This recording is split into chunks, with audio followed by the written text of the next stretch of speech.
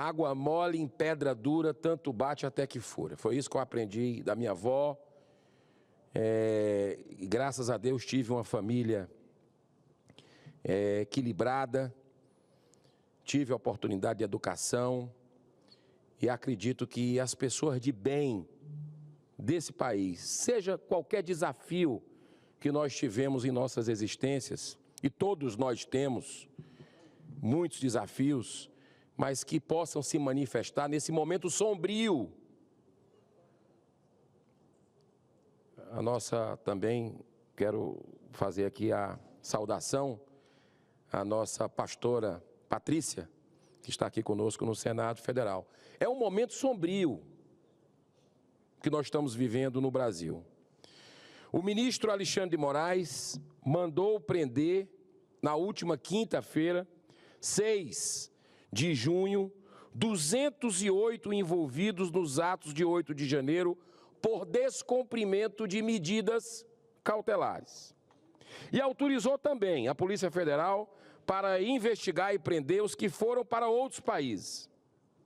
Os mandados de prisão foram cumpridos em 18 estados. Sobre isso, eu fiz um requerimento para audiência pública na Comissão de Direitos Humanos dessa casa, porque eu vou contar as barbaridades que estão inseridas aqui nesse contexto. Essa força-tarefa da Polícia Federal é considerada a maior operação policial desde a Operação Lava Jato, 2014-2021. Mas com uma profunda diferença. Enquanto que na Lava Jato, a polícia lá está atrás de criminosos, poderosos, corruptos, alguns deles réus confessos, que desviaram bilhões de reais, B de bola e de índio, do brasileiro, agora promove uma verdadeira perseguição a opositores políticos do governo Lula. No dia 9 de janeiro de 2023, a Polícia Federal prendeu em flagrante 2.151 pessoas que teriam participado dos atos de 8 de janeiro, muitos dos quais chegaram a Brasília apenas no dia seguinte. Destas, 745, pouco mais de um terço dos presos em flagrante, foram liberados após a identificação. Durante esse período, uma sucessão de arbitrariedades vem sendo cometidas contra cidadãos brasileiros, que tiveram seus direitos constitucionais de defesa cerceados e hoje são presos políticos no país. A cada dia, crescem os abusos por parte do ministro Moraes, ferindo o Estado Democrático de Direito ao protagonizar inquéritos controversos, abertos de ofício, sem observar o ordenamento jurídico do país, abertos de ofício lá no STF. Homens e mulheres de bem que foram detidos portando bíblias e bandeiras do Brasil foram tratados como perigosos terroristas e continuam. A maioria dos cidadãos presos foram enquadrados pela prática de crimes previstos nos artigos 2º, 3º, 5º e 6º, atos terroristas, inclusive preparatórios, da Lei 13.260, nos artigos 288, associação criminosa, 359-L, abolição violenta do Estado Democrático de Direito, e 359-M, golpe de Estado. E além do 147, ameaça, 147-A, que é o artigo 1º, item 3, perseguição, e o 286, incitação ao crime. A maioria também não teve sequer assegurado o direito constitucional da individualização das condutas. Ou seja, não tiveram acesso a advogado, não tiveram ampla defesa ao contraditório. Um desrespeito completo à nossa Carta Magna. O advogado Ezequiel Silveira, que integra a Associação dos Familiares e Vítimas de 8 de janeiro, destacou o caráter ilegal das últimas prisões, já que foram fundamentadas com base no receio de um suposto risco de fuga dos acusados.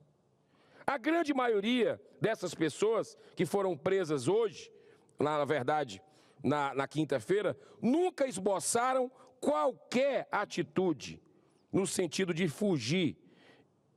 E ele fala, a fala dele, né? E a gente comprova isso até pela postura deles no momento da prisão.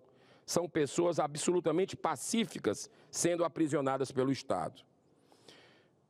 Além disso, Silveira citou o fato de que as prisões ocorreram enquanto ainda existem recursos em análise, o que em tese não poderia acontecer, segundo o entendimento do próprio STF. O processo delas ainda está em fase de recurso, e a Constituição diz que ninguém será preso antes do trânsito em julgado, antes da sentença penal condenatória. Mas o ministro ignorou isso, cometendo mais uma grande arbitrariedade.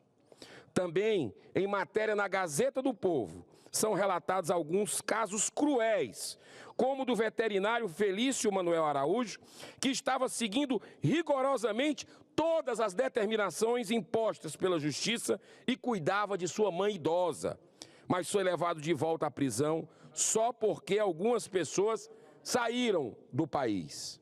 É comovente o depoimento de uma de suas filhas, a professora Micaela, que desabafa indignada. Olha o que ela disse aqui. Qual é o perigo que um homem trabalhador, tranquilo e temente a Deus como meu pai traz para ser levado de volta à prisão? Ela pergunta.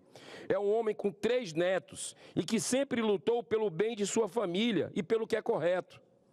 Agora foi condenado a 17 anos de prisão por se manifestar a favor do que acredita, sem ter danificado prédio algum e sem ao menos poder aguardar o processo em casa.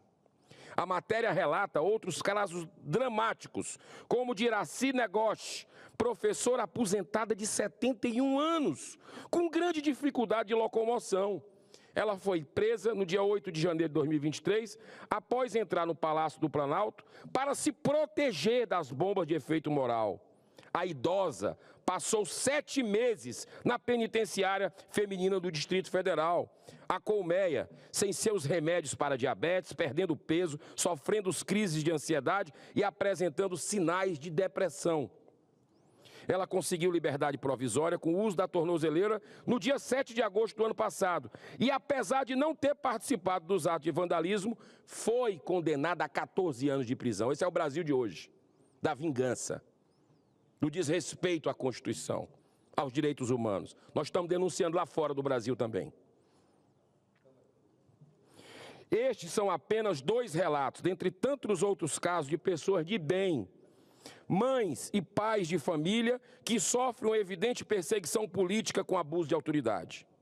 Tive a oportunidade de visitar muitos deles nos presídios e constatar o brutal sofrimento. Por isso, estamos aqui apelando para que cessem essas perseguições aos inocentes, que sejam penalizados quem realmente promoveu a depredação dos prédios públicos, voltando a prevalecer o bom senso e o Estado democrático de direito.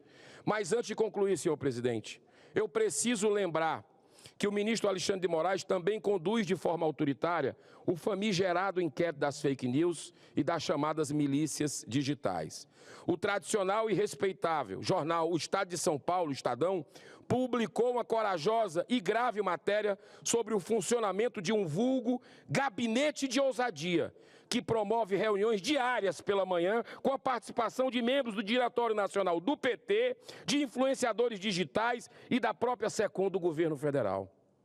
Para encerrar, senhor presidente, se o senhor me der mais 1 minuto, eu encerro.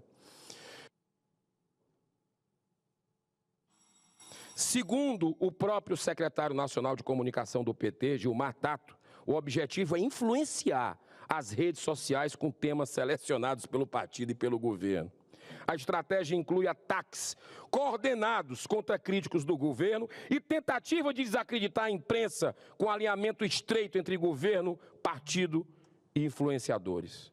Trata-se, ao meu ver, de uma grave denúncia de algo semelhante ao que o passado foi denominado de gabinete do ódio, que deveria ser devidamente apurado pelo próprio ministro Alexandre de Moraes, tão interessado em conter as milícias digitais. E aí, ministro?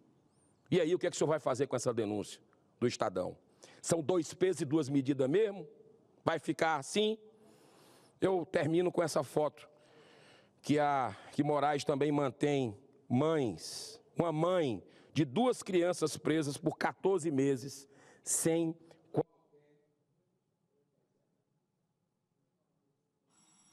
sem qualquer denúncia. É a imagem de uma caçada implacável, dos tempos sombrios de trevas que nós vivemos no Brasil, mas nós vamos conseguir passar por isso com as pessoas de bem se manifestando.